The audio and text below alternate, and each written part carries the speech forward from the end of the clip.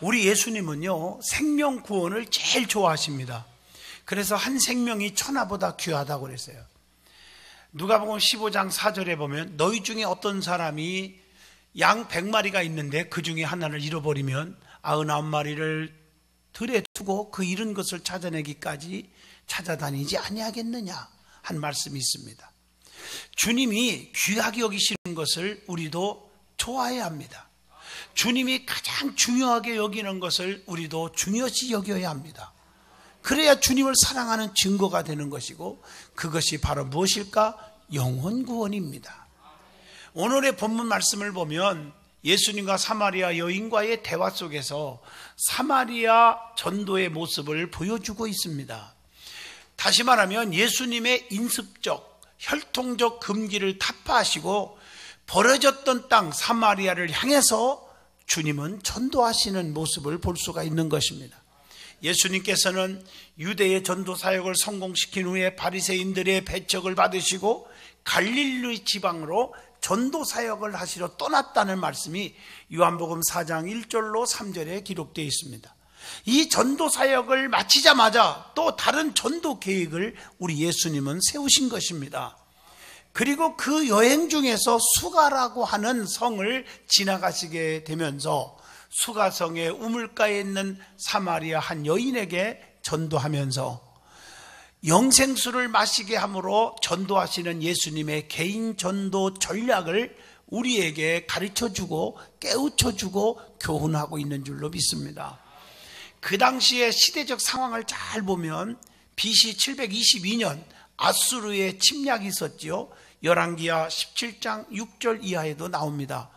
혈통과 종교의 순수성을 상실함으로써 유대 백성과 절대 관계에 놓였던 사마리아의 굳게 닫힌 빗장을 여시고 도덕적으로 부정한 여인의 심령을 열어서 인습을 초월한 사랑과 생명이 넘치는 복음과 그리고 하나님께 참으로 예배하는 방법이 무엇인지를 우리 주님께서 가르쳐 주고 있는 말씀입니다.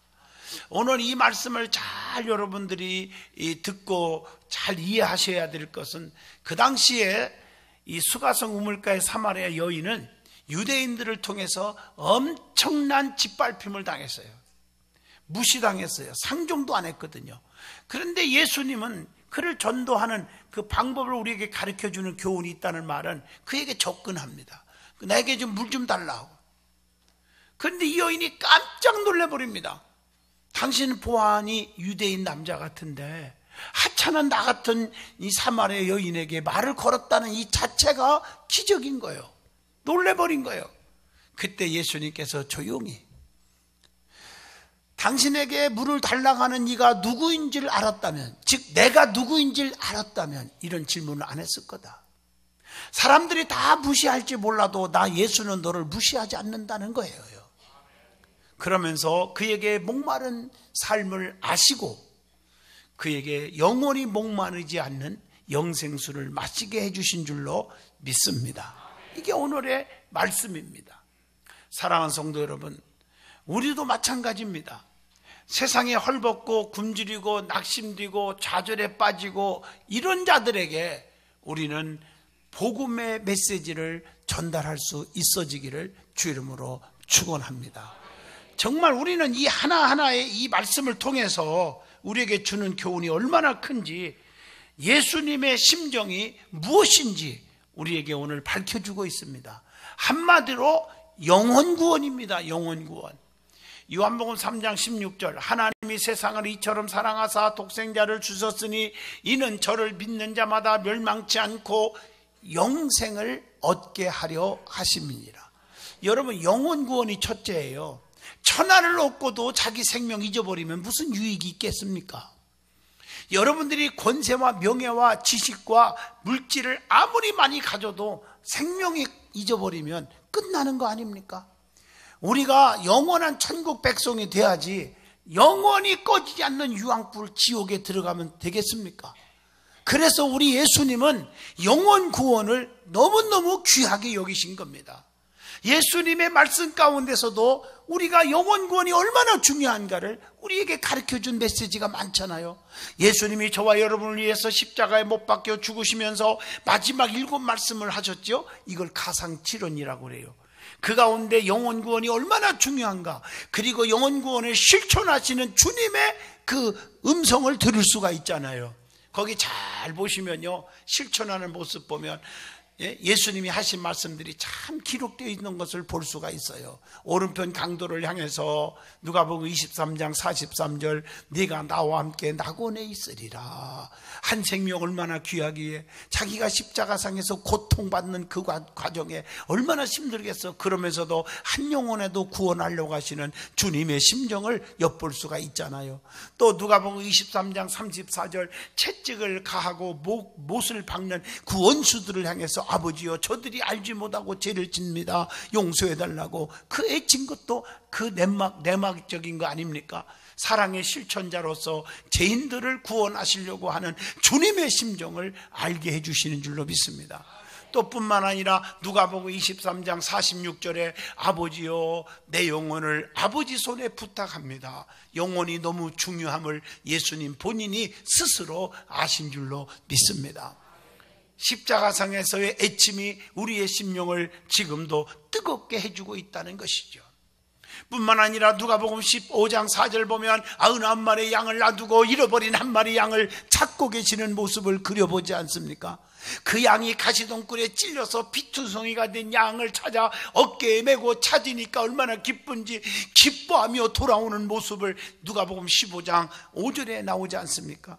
여러분들이 전도해본 사람은 전도의 맛을 알아요. 얼굴 보면 알아요. 전도 많이 하는 사람들은 얼굴에 광채가 빛나요. 기쁨이 넘치는 거예요. 그렇게 하나님이 만들어 주시기도 하시고요. 여러분, 이것이 주님의 심정이거든요. 우리는 한 생명을 얼마나 귀하게 여기고 있는지 가슴에 손 얹고 반성해야 될 줄로 압니다. 우리 예수님은 뿐만 아니라 하늘로 승천하시면서 3가지 말씀을 남겼죠. 자, 보세요. 사도행전 1장 3절로 4절에 성령을 받으라. 또 성령 임하면 2번째, 사도행전 1장 8절, 오직 성령이 너에게 임하시면 권능을 받는데 예루살렘 온 유다와 사마리아와 땅끝까지 이르러 내 증인이 되라. 지상명령, 마지막 명령이잖아요. 주님의 지상명령 부탁하신 말씀이에요. 실천하여야 될 줄로 믿습니다. 그리고 뿐만 아니라 예수님 마지막에 마태복음 26장 64절, 내가 너에게 이르노니 이후에 인자가 권능의 우편에 앉아 있는 것과 하늘 구름을 타고 오는 것을 너희가 분명히 보리라. 다시 오시겠다, 재림을 약속하신 줄로 믿습니다. 주님은 다시 오십니다.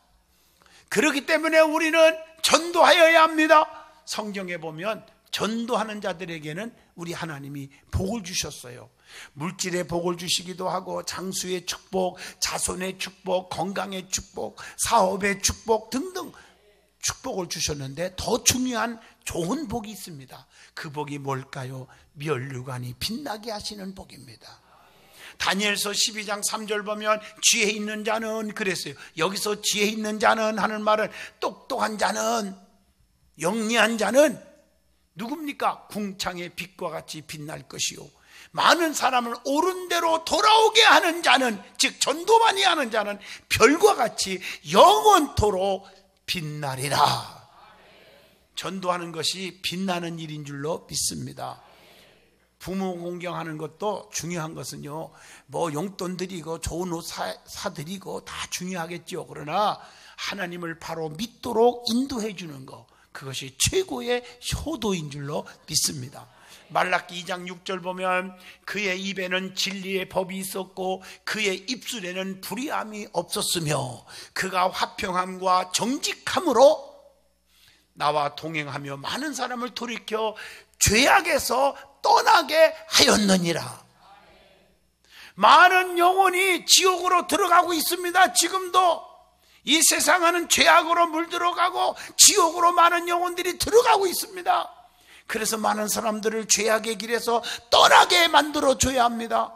그래서 시편 1편에도 복 있는 사람은 악인의 길을 쫓지 아니하며 죄인의 길에 서지 아니하며 오만한 자리에 앉지 아니하게 해야 된다고 했습니다.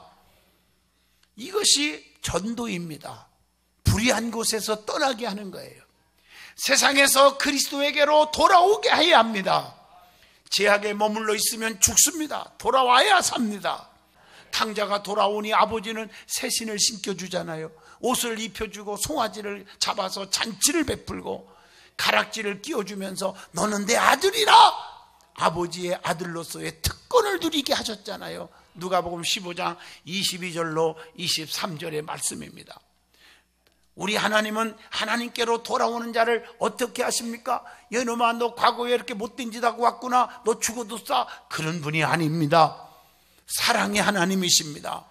돌아오면 도로 낫게 해주십니다. 싸매 주십니다. 살려주십니다. 일으켜 세워주십니다. 호세아 6장 1절로 2절 보면 오호라, 우리가 여호와께로 돌아가자.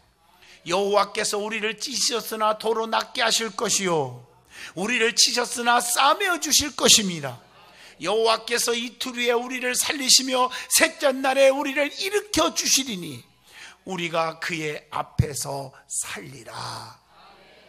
여호와께서도 돌아오면 하나님이 축복해 주시는 것입니다. 어루만져 주십니다. 싸매 주십니다. 낫게 해 주십니다. 영원히 그리스도와 살게 해 주십니다. 그래서 고린도후서 6장 2절을 보시면 내가 은혜 베풀 때에 너희에게 듣고 구원의 날에 너를 도왔다 하셨으니 보라, 지금은 은혜 받을 만한 때요, 보라, 지금은 구원의 날이로다, 이렇게 말씀하고 계세요. 지금은 마지막 때예요. 심판 때가 다가온 거예요. 마지막 때 당할 환난과 저주의 고통을 한번 생각해 보셨냐고요. 어떤 고통이 이루어질 거 여러분 다 아시잖아요. 요한계시록에 수도 없이 기록되어 있습니다.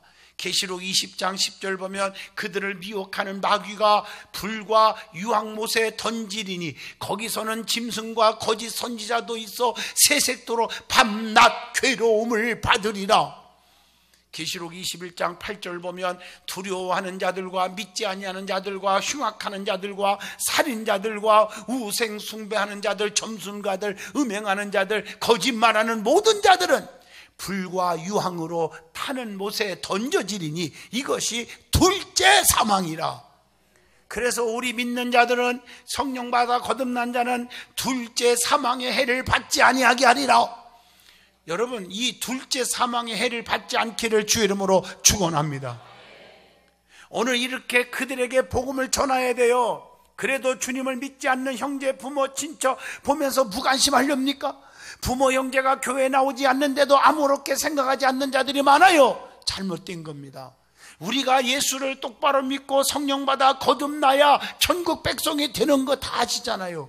하나님 뜻대로 살아야 천국 가는 거 아시잖아요. 마태복음 7장 21절 말씀, 요한복음 3장 3절에 예수께서 대답하여 이르시되 진실로 진실로 너에게 이르노니 사람이 거듭나지 아니하면 하나님의 나라를 볼 수 없느니라. 분명히 말씀했어요. 성령 충만받아 거듭나서 천국 백성이 되시기를 바랍니다. 그냥 왔다 갔다 습관적이고 그냥 관습적으로 왔다 갔다 하면서 불평하고 짜증하고 남을 사기치고 거짓말하고 욕하고 지 욕심만 차리고 이렇게 살지 마시고 하나님이 기뻐하시는 하나님의 뜻대로 사시고 성령 받아 거듭나서 우리의 심령이 달라지는 변화받는 성도가 되기를 축원합니다. 이것이 얼마나 중요한데, 형제 자매들이 지옥을 향해서 달려가는데 그냥 있으면 쓰겄냐 그 말이에요. 우리는 복음을 전해야 될 줄로 믿습니다. 끝까지 그들에게 복음을 전해야 돼요. 끝까지. 우리 주님이 지금도 원하고 계신 줄로 믿습니다. 사도행전 1장 8절 오직 성령에 너에게 임하시면 권능을 받는데 예루살렘 온 유다 사마리아와 땅끝까지 이르러 내 증인이 되리라 하시니라. 디모데후서 4장 2절 너는 말씀을 전포하라. 때를 얻든지 못 얻든지 항상 전도하는 일에 힘쓰라. 범사에 오래 참음과 가르침으로 경책하며 경계하며 권하라. 왜 영혼을 구하기 위해서입니까? 나를 위하여 피 흘려 죽으신 주님이 지금 말씀하고 계시기 때문입니다. 두 번째 깨달아야 할 말씀은 예수님과 수가성 우물가의 사마리아 여인과의 대화 속에서 나타난 주님의 전도 방법이 무엇인가, 우리에게 주는 영적 교훈이 무엇인지를 깨우쳐 주고 있기 때문입니다. 제일 먼저 주님의 개인 전도 방법입니다. 어떤 방법을 썼을까요? 인격적 접촉이 필요합니다. 여러분, 인간적으로 세상적으로 만남의 접촉은요, 자기 이익을 위해서 사기치고 거짓말하고 능욕해서 그래서 상처받는 거예요. 그러나 믿음의 사람들은 인격적 접촉이 필요한 줄로 믿습니다. 사람의 마음을 여는 두 가지 방법이 있습니다. 하나는 상대방에게 호의를 베푸는 방법이 있습니다. 이것은 내가 베풀어야 되는 거예요. 너의 행실을 보고 주님께로 돌아오게 하라고 하는 마태복음 5장 16절에 이같이 너희 빛이 사람 앞에 비추게 하여 그들로 너희의 착한 행실을 보고 하늘에 계신 너희 아버지께 영광을 돌리게 하라. 그 다음에 또 하는 방법은 사람으로 하여금 호의를 베풀 수 있도록 기회를 주는 방법이 있습니다. 이것은 전도 대상자에게 베풀 수 있는 기회를 주는 것입니다. 인격적인 접촉점을 찾는 것이지요. 주님의 방법은 두 번째 방법으로 오늘 수가성 우물가의 여인에게 마음문을 열게 하신 것입니다. 본문 7절 보면 사마리아 여자 한 사람이 물을 기르러 왔음에 예수께서 딱 접촉하시면서 내게 물을 좀 주십시오. 인종이나 신분의 차별의 관습을 깨고 여인에게 자연스럽게 다가와서 물을 달라고 하면서 대화를 열게 하신 것입니다. 사람과의 인격적인 접촉이 아주 중요한 줄로 믿습니다. 필요한 것이 무엇인지를 알게 해주는 방법을 쓰신 것이죠. 요한복음 4장 16절로 18절입니다. 오늘 이 여인은 마음에 만족이 없어서 방황하고 있었습니다. 왜냐하면 과거에 남편이 5명이나 있었지만 행복을 못 찾고 만족을 못 느낀 사람이에요. 지금 6번째 남편이 있지만 지금도 행복을 없어요. 행복이 너무 마음이 아파요. 인간은 수단 방법을 다 동원해도 참 기쁨과 참 행복과 참 만족이 없는 것임을 깨닫게 해주는 것입니다. 여러분, 사람을 바라보면 상처받는 거예요. 우리가 사람을 통해서 행복을 찾으려고 인간의 만족을 느끼려고 하지 않기를 바랍니다. 전도서 2장 20절 보면 이러므로 내가 해 아래서 모든 수고에 대하여 내가 내 마음에 실망하였도다. 전도서를 보세요. 헛되고 모든 것이 헛되며 해 아래에 있는 모든 것이 헛것이로다 라고 고백을 하지 않습니까? 여러분, 인간적인 방법으로 욕심을 부리려고 하지 마세요. 야고보서 1장 15절 욕심이 잉태한 즉 죄를 낳고 죄가 장성한 즉 사망을 낳느니라. 오늘 이 여인에게, 수가성 우물가에 물길러 온 여인에게 가장 필요한 것을 구하도록 주님이 만드는 거예요. 자기를 돌아보게 해가지고. 그게 본문 13절로 14절의 말씀이죠. 인생의 참 만족과 행복이 없어서 방황하고 낭망하고 좌절에 빠지는 갈증을 느끼고 있는 여인에게 그것을 찾도록 만들었습니다. 본문 10절 보니까 예수님께서 대답하여 이르시되 네가 만일 하나님의 선물과 네게 물 좀 달라 하는 이가 즉 내가 누구인지를 알았더라면 네가 그에게 구하였을 것이다. 오히려 나에게 구하였을 것이다. 그가 생수를 내게 주었으리라. 그래서 하나님께로 가까이 오게 하고 하나님께 예배하도록 만들어주는 거지요. 오늘 본문 15절 보면 여자가 이르되 주여 그런 물을 내게 주사 목마르지도 않고 즉 불행하지 않고 또 여기를 물길로 자꾸 오지 않게 하옵소서. 진정으로 우리가 구할 것이 바로 영생입니다. 디모데전서 6장 12절 믿음의 선한 싸움을 싸우라 영생을 취하라 이를 위하여 네가 부르심을 받았고 많은 증인 앞에서 선한 증언을 하였도다. 모든 문제를 해결하고 참 만족을 참 행복을 줄 수 있는 분은 오직 예수 그리스도 한 분임을 알려줘야 합니다. 예수님은 바로 우리의 생명의 근원이십니다. 요한복음 6장 48절 내가 곧 생명의 떡이니라 이렇게 말씀하고 있어요. 본문 26절에 보시면 예수께서 이르시되 네가 말하는 내가 그라 하시니라. 그러므로 전도할 때 중요한 것은 예수님처럼 확신 있게 전해야 돼요. 예수 믿어봐 구원 받는다네. 예수 믿으면 기쁨이 넘친다고 그러대. 이런 건 안 돼요. 내가 예수 믿었더니 너무 내가 기뻐요. 너무 내가 행복해요. 내가 정말 병원에서 치료할 수 없는 병에 걸렸는데 우리 교인들 간증거리가 많잖아요. 내가 예수님 만나서 내가 든든한 교회에 와서 이렇게 치료받았습니다. 예수 만나십시오. 여러분 확신 있게 전하십시오. 내가 만난 예수님 자랑하십시오. 내가 다니는 우리 든든한 교회, 여러분의 교회들을 자랑하십시오. 내가 섬기는 주의 종을 자랑하십시오.